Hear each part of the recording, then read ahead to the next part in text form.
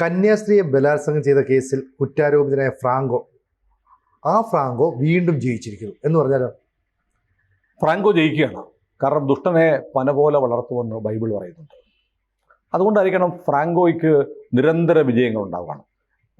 Kuravilangad cent Francis mission ഹോമിലെ അന്തേവാസിയായിരുന്ന കന്യാസ്ത്രീ അനുപമയാണ് ഈ പോരാട്ടം, ഫ്രാങ്കോയ്ക്കെതിരെയുള്ള പോരാട്ടം മുന്നോട്ട് കൊണ്ടുവന്നത്.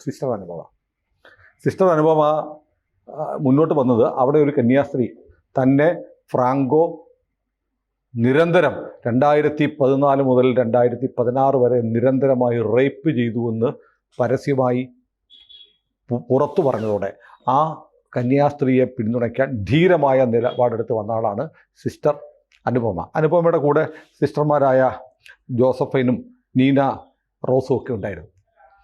അപ്പോൾ ഈ കേസ് എന്തായി? ആരോപണ വിധേയനെന്നല്ല, ഇപ്പോൾ മാലാഖയെ പോലെ നിർമ്മലനാണ്, വിശുദ്ധനാണ്, പരിശുദ്ധനാണ് ഫ്രാങ്കോ ലൂയിസ്. കാരണം അദ്ദേഹത്തെ 2022 മതിയായ തെളിവുകളില്ല എന്ന് പറഞ്ഞ് അഡീഷണൽ സെഷൻസ് കോടതി, അഡീഷണൽ ജില്ലാ കോടതി വെറുതെ വിട്ടു.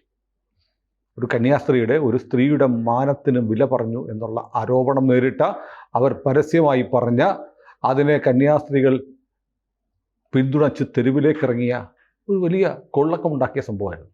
അപ്പോൾ നമുക്കറിയാമല്ലോ, കന്യാസ്ത്രീകളൊക്കെ ആകാൻ വരുന്നവർ ദൈവത്തിലുള്ള അചഞ്ചലമായ ഭക്തിയുടെ ഭാഗമായി തങ്ങളുടെ ജീവിതം ചെറുപ്രായത്തിൽ തന്നെ യേശുദേവൻ്റെ ശുശ്രൂഷയ്ക്കായി സമർപ്പിക്കുന്നവരാണ്. ഒരു വലിയ ത്യാഗമാണ് കന്യാസ്ത്രീകൾ ചെയ്യുന്നത്, അല്ലേ? സന്യസ്തരായ സ്ത്രീകൾ എന്ന് പറഞ്ഞാൽ നമുക്ക് അവരുടെ വലിയ ബഹുമാനമാണ്. കാരണം അവർ വൈദ്യശാസ്ത്ര ശുശ്രൂഷ രംഗത്ത്, വിദ്യാഭ്യാസ രംഗത്ത്, അങ്ങനെ തുടങ്ങിയ ആതുര സേവന രംഗത്തൊക്കെ വലിയ നിസ്വാർത്ഥമായ സേവനങ്ങൾ കന്യാസ്ത്രീകൾ കാഴ്ചവെക്കുന്നുണ്ട്. നമ്മളൊക്കെ അവരെ പലപ്പോഴും വിളിക്കുന്നത് സിസ്റ്റർ എന്ന് മാത്രമല്ല, അമ്മയെന്ന് വിളിക്കുന്നവരുണ്ട്. മാതൃതുല്യമായ സ്നേഹത്തോടെ ജാതിമത വ്യത്യാസങ്ങളില്ലാതെ യേശുദേവൻ്റെ സന്ദേശങ്ങൾ ഉയർത്തിപ്പിടിച്ച് സ്വന്തം ജീവിതം ഒരു മെഴുകുതിരി പോലെ ഉരുകി തീർക്കുന്നവരാണ് കന്യാസ്ത്രീകൾ. പക്ഷെ അവർക്ക് നേരെ ഉണ്ടാവുന്ന അതിക്രമങ്ങൾ കേരളത്തിൽ വലിയ ചർച്ചയാണ്. വലിയ ചർച്ചയെന്ന് പറഞ്ഞാൽ വാർത്തയായിട്ടുള്ള ആളുകൾക്കൊക്കെ അറിയാം. ഇപ്പോൾ കിണറ്റിൽ വീണ് മരിച്ച കന്യാസ്ത്രീകൾ, എൻ്റെ പക്കലൊരു പട്ടികയുണ്ട്, ഞാനിപ്പോൾ അത് പറയുന്നില്ല. കേരളത്തിൽ അടുത്ത സിസ്റ്റർ അഭയ മുതൽ കിണറ്റിൽ വീണ് മരിച്ച കന്യാസ്ത്രീകളുടെ ഒരു ലിസ്റ്റ് ഞാൻ ഉണ്ടാക്കി വെച്ചിട്ടുണ്ട്. ഇന്നിപ്പോൾ നമ്മൾ പെട്ടെന്ന് സംസാരിക്കുന്നതുകൊണ്ട് ഞാൻ അതെടുക്കാൻ പറ്റില്ല, എൻ്റെ പക്കലുണ്ട്, ഇനി ഒരിക്കലും നമുക്ക് സംസാരിക്കാം. അപ്പോൾ സിസ്റ്റർ അഭയ കൊലക്കേസിലും പ്രതിയാക്കപ്പെട്ടത് സഭയുമായി ബന്ധപ്പെട്ട ദൈവ ശുശ്രൂഷ നിയോഗമായി സ്വീകരിച്ച ആളുകൾ, കന്യാസ്ത്രീകൾ പോലും പ്രതിയായിരുന്നു. ഇപ്പോൾ നോക്കൂ, ഫ്രാങ്കോ ലൂയിസിൻ്റെ പീഡനത്തിനിരയായ കന്യാസ്ത്രീക്ക് പിന്തുണ കൊടുത്ത് എന്നതിൻ്റെ പേരിൽ ഒരുപാട് അനുഭവിക്കേണ്ടി വന്നു സിസ്റ്റർ അനുപമയ്ക്ക്. ഇപ്പോൾ അനുപമ കേളമംഗലത്ത് വെളിയിൽ വീട്ടിലെ അനുപമ മാത്രമായി മാറിയിരിക്കുന്നു. കാരണം സിസ്റ്റർ അനുപമ തിരുവസ്ത്രമഴിച്ചു. ഇനി ഈ സഭയുടെ ഭാഗമായി നിൽക്കാൻ കഴിയില്ല. 2 മാസമായി ഇപ്പോൾ അവർ ചേർത്തലയ്ക്കടുത്ത് പള്ളിപ്പുറത്തുള്ള ഒരു സ്വകാര്യ സ്ഥാപനത്തിൽ ജോലി ചെയ്യുകയാണ്. വെറും സിസ്റ്റർ അനുപമ വെറും അനുപമയായി. ബാക്കി 2 പേർ, ജോസഫൈനും നീന റോസും, ഇതേപോലെ തന്നെ അവരുടെ സ്വപ്നമായിരുന്നു, അവരുടെ സമർപ്പണമായിരുന്നു, അവരുടെ ത്യാഗമായിരുന്നു ഈ തിരുവസ്ത്രം അണിയുക എന്നുള്ളത്. അതവർ അഴിച്ചു വെക്കേണ്ടി വന്നിരിക്കുന്നു. അപ്പോൾ ലോകത്തെമ്പാടുമുള്ള ക്രൈസ്തവ സഭ ഇന്ന് നേരിട്ടുകൊണ്ടിരിക്കുന്ന ഒരു പ്രതിസന്ധി, ഇത്തരം മാനവികമല്ലാത്ത ചില നിലപാടുകൾ ഉണ്ടാവുന്നുണ്ട്. മാർപ്പാപ്പയ്ക്ക് പോലും അതിൽ മാപ്പ് പറയേണ്ടി വന്നിട്ടുണ്ട്. മനുഷ്യത്വരഹിതമായ പ്രവർത്തികൾ സഭയുടെ ചില സ്ഥാനങ്ങളിൽ ഇരിക്കുന്ന ആളുകൾ ചെയ്തു കൂട്ടിയതിൻ്റെ പേരിൽ. അങ്ങനെ മഹത്തായൊരു സഭയാണ്. ഈ മഹത്തായ സഭയുടെ ലക്ഷ്യങ്ങൾ വളരെ വലുതാണ്. പക്ഷേ അതിന് നിരക്കാത്ത ചില ആളുകൾ ഇതിൻ്റെ പല സ്ഥാപനങ്ങളിൽ കയറിയിരിക്കുന്നു. അവരോട് പൊരുതാൻ ഒരു കന്യാസ്ത്രീ മുന്നോട്ട് വരുമ്പോൾ അവരുടെ പോരാട്ടം ദുർബലമാണ്. അത് വീണ്ടും തെളിയിക്കുകയാണ്. അതുകൊണ്ടാണ് തോറ്റ് സഭാവസ്ത്രമൂരി ഈ 3 കന്യാസ്ത്രീകൾക്ക് മടങ്ങേണ്ടി വന്നിരിക്കുന്നത്. ഇത് കേരളത്തിലെ മാധ്യമങ്ങളൊന്നും റിപ്പോർട്ട് ചെയ്യത്തില്ല, പക്ഷെ റിപ്പോർട്ട് ചെയ്യേണ്ടതല്ലേ? ഇത് ഞാൻ കരുതുന്നില്ല. സിസ്റ്റർ അഭയ കൊലക്കേസിൽ പ്രതികളായ തോമസ് കൊട്ടൂരിൻ്റെയും പൂതൃക്കലിനെയും സിസ്റ്റർ സെഫിയെയും അറസ്റ്റ് ചെയ്തതിൽ യേശുദേവനിൽ വിശ്വസിക്കുന്ന യഥാർത്ഥ ക്രൈസ്തവർ അഭിമാനിക്കുകയാണ് ചെയ്യുന്നത്. കാരണം ഈ സഭയിൽ ഇങ്ങനെയൊക്കെ സംഭവിക്കാൻ പാടില്ല, ഈ ക്രൈസ്തവ വിശ്വാസധാരയിൽ ഇങ്ങനെ സംഭവിക്കാൻ പാടില്ല എന്ന് കരുതുന്നവരാണ് ഭൂരിപക്ഷം വിശ്വാസികൾ. അപ്പോൾ ഇങ്ങനെ ഈ സഭയുമായി ബന്ധപ്പെട്ട് ജലന്ധർ രൂപതയുടെ തലവനാണല്ലോ ഫ്രാങ്കോ ലൂയിസ്. അവിടെ ഉണ്ടായിട്ടുള്ള ഈ അനാശാസ്യമായ കാര്യങ്ങൾ മുഴുവൻ ക്രൈസ്തവർക്കും ചീത്തപ്പേരുണ്ടാക്കുന്നതാണ്. അത് ഒതുക്കി തീർക്കുകയല്ല വേണ്ടത്, അത്തരം കാര്യങ്ങൾ ചെയ്യുന്നവരെ ശിക്ഷിക്കുകയാണ് വേണ്ടത്. ഈ വിശ്വാസമാണ് കേരളത്തിലെ വിശ്വാസികൾക്കുള്ളത്. എറണാകുളത്തും സമീപ പ്രദേശങ്ങളിലുമൊക്കെ അനുപമയുടെ നേതൃത്വത്തിൽ സമരങ്ങൾ നടന്നപ്പോൾ അതിനെ പിന്തുണച്ചുകൊണ്ട് സഭാവിശ്വാസികൾ അൽമായർ വലിയ തോതിൽ മുന്നോട്ട് വന്ന അങ്ങനെയാണ്. അപ്പോൾ ഏതായാലും സിസ്റ്റർ അനുപമ കത്തോലിക്ക സഭയിലെ അധികാര കേന്ദ്രത്തിനെതിരെ സന്യാസിനിമാർ പൊരുതിയ ഒരു മഹത്തായ ഇതിഹാസത്തിലെ നായികയാണ്. പക്ഷെ അവർ തോറ്റിരിക്കുന്നു. തോറ്റ് അവരും അവരുടെ കൂടെ പൊരുതിയ 3 പേർക്ക്, അവരുൾപ്പെടെ 3 പേർക്ക് തിരുവസ്ത്രം അഴിക്കേണ്ടി വന്നത് സങ്കടകരമായ കാര്യമാണ്. കാരണം അവരങ്ങനെ അഴിക്കാൻ വേണ്ടിയിട്ട് തീരുമാനിച്ചവരല്ല, അവർ സമർപ്പിക്കാൻ, നേരത്തെ പറഞ്ഞ പോലെ മെഴുകുതിരി പോലെ സമൂഹത്തിന് വെളിച്ചം പകർന്നു കൊടുത്ത് സ്വയം ഉരുകിത്തീരാൻ ജീവിതം തിരഞ്ഞെടുത്തവർക്ക് അവിടെ നിന്ന് മടങ്ങേണ്ടി വന്നിരിക്കുന്നു എന്നുള്ളത് നിർഭാഗ്യകരമാണ്, സങ്കടകരമാണ്. അത് ആളുകളോട് പറയേണ്ടത് തന്നെയാണ്. എന്തുകൊണ്ടോ നമ്മുടെ മാധ്യമങ്ങൾ അത് ഈ ഭാഗത്തൊന്നും വാർത്തയാക്കുന്നില്ല. പക്ഷെ നമുക്കിത് പറയാതിരിക്കാൻ പറ്റില്ല. നമ്മൾക്ക് ഈ പറയുന്ന പോലെ സമർപ്പിത ജീവിതം നയിക്കുന്ന ആളുകളുടെ ഉദ്ദേശശുദ്ധിയെയും അവരുടെ നിഷ്കളങ്കമായ സാഹോദര്യ സ്നേഹത്തെയും നമുക്ക് കാണാതിരിക്കാനാവില്ല. ഏതായാലും നേരത്തെ പറഞ്ഞ പോലെ 2018 സെൻറ്റ് ഫ്രാൻസിസ് മിഷൻ ഹോം കുറവലിങ്ങാട്ടിലെ അന്തേവാസിനിയായ അനുപമ ഈ പോരാട്ടത്തിന് തുടക്കം കുറിച്ചത്. കാരണം അവിടെ തന്നെയുള്ള ഒരു സന്യാസ്ത സിസ്റ്ററിന് ബിഷപ്പിൻ്റെ നേർക്ക്, ജലന്ധർ രൂപതയുടെ കീഴിലാണ് Saint Francis mission home Kuravilangad, Kottayam ജില്ലയിലെ കുറവിലങ്ങാടുള്ളത്. അവിടുത്തെ സന്യാസിനിമാർക്ക്, സിസ്റ്റർമാർക്ക്, ഒരു സിസ്റ്ററിനുണ്ടായ ലൈംഗികമായ പീഡനം, റേപ്പ് എന്ന് തന്നെ പറഞ്ഞു. പ്രണയമൊക്കെ ഒന്നുമല്ല, റേപ്പാണ്. അതും 2 വർഷം നിരന്തരമായി ബലാത്സംഗം ചെയ്തു എന്നുള്ള പരാതിയുമായി അവർ രംഗത്ത് വന്നു. അപ്പോഴാണ് അനുപമ അവർക്ക്, സിസ്റ്റർ അനുപമ, ഇനിയിപ്പോൾ സിസ്റ്റർ എന്ന് പറയണ്ടല്ലോ അല്ലേ, അനുപമ അവർക്ക് ധീരമായ പിന്തുണയോടെ രംഗത്ത് വന്നു. വേറെ ചില കന്യാസ്ത്രീകളും ചേറി. ഒരുപാട് സമ്മർദ്ദങ്ങൾ ഉണ്ടായിരുന്നു അവരുടെ കൂടെ ചേർന്നതിനെതിരെ പിൻവാങ്ങാൻ വേണ്ടി. അങ്ങനെ കേരളത്തെ ആകെ ഞെട്ടിച്ചുകൊണ്ട്, ജലന്ധർ രൂപതയെ ഞെട്ടിച്ചുകൊണ്ട് 2018 സെപ്റ്റംബർ 8 5 കന്യാസ്ത്രീകൾ എറണാകുളത്ത് ഫ്രാങ്കോ മുളയ്ക്കലിനെ അറസ്റ്റ് ചെയ്യണമെന്നാവശ്യപ്പെട്ട് കുത്തിയിരിപ്പ് ധർണ നടത്തിയത് ഓർക്കുന്നില്ലേ? കേരളം മുഴുവൻ അങ്ങോട്ട് ഒഴിവെത്തി. രാഷ്ട്രീയ പാർട്ടികളൊന്നും വന്നില്ല, രാഷ്ട്രീയ പാർട്ടികളൊക്കെ കർശ നിന്നു.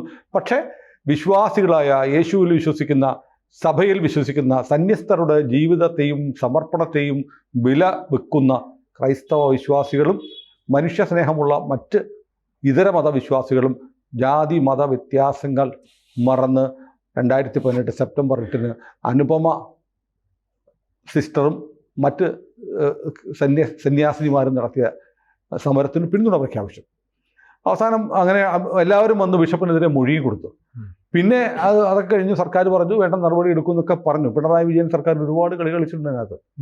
ഫ്രാങ്കോ മുളയ്ക്കലിനെ രക്ഷിക്കാൻ വേണ്ടിയിട്ടാണ് ഇവിടുത്തെ ചില മാധ്യമങ്ങൾ, ഇവിടുത്തെ പോലീസ്, ഇവിടുത്തെ ഭരണകൂടം, ഇവിടുത്തെ മുഖ്യമന്ത്രി ഒക്കെ ഈ കന്യാസ്ത്രീമാർ മുന്നോട്ട് വെച്ച പരാതി, അവരുടെ നിലവിളി കേൾക്കാതെ ഒളിച്ചു കളിച്ചു.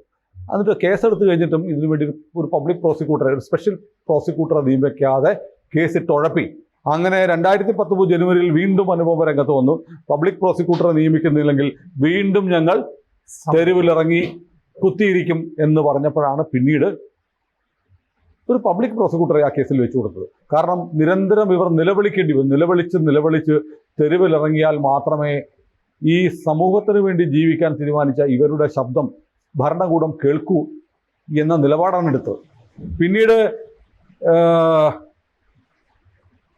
അനുപമ പിന്നെയും രംഗത്ത് വരുന്നത് ജൂലൈ 28, 2019 കാരണം അപ്പോഴത്തേക്ക് പോലീസ് അന്വേഷണം നടത്തിയത് ഫ്രാങ്കോ മുളയ്ക്കലിനെ ശിക്ഷിക്കാനോ നിയമത്തിന് മുന്നിൽ കൊണ്ടുവരാനോ അല്ല, അദ്ദേഹത്തിനെ രക്ഷിക്കാൻ വേണ്ടി എന്തൊക്കെ ചെയ്യാമോ എന്ന തരത്തിലാണ് പോലീസിൻ്റെ അന്വേഷണം നടന്നത് എന്ന ആക്ഷേപവുമായി, പരാതിയുമായി വീണ്ടും സിസ്റ്റർ അനുഭവം വന്നു.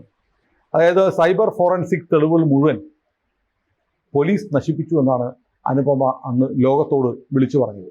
ഒരു കന്യാസ്ത്രീയുടെ പോരാട്ടത്തിന് പരിമിതിയുണ്ട്. കാരണം കന്യാസ്ത്രീ ആണെങ്കിൽ പോലും സഭയുടെ പിന്തുണ കന്യാസ്ത്രീക്ക് കിട്ടിയില്ല. കാരണം ബിഷപ്പിനെതിരെ നിലപാടെടുത്ത ജലന്ധർ രൂപത എങ്ങനെ സഹായിക്കും? പിന്നെ മാത്രമല്ല, ചിലരൊക്കെ ഇങ്ങനെ ആലോചിച്ചു, ബിഷപ്പ് അങ്ങനെയൊക്കെ ചെയ്തിട്ടുണ്ടെങ്കിലും അത് രഹസ്യമായിട്ട് വെക്കണ്ടല്ലോ, ഇങ്ങനെ പരസ്യമായിട്ടൊക്കെ പറയാമോ എന്ന് ചിന്തിച്ചവരുമുണ്ട്. കന്യാസ്ത്രീ ഉള്ളിൽ വെച്ച് അവരോട് നമുക്ക് യേശുദേവൻ പറഞ്ഞ പോലെ പിതാവേ ഇവർ ചെയ്തത് എന്താണെന്ന് ഇവർക്ക് അറിയില്ല, ഇവരോട് പൊറുക്കണമേ എന്നേ പറയാൻ പറ്റുള്ളൂ.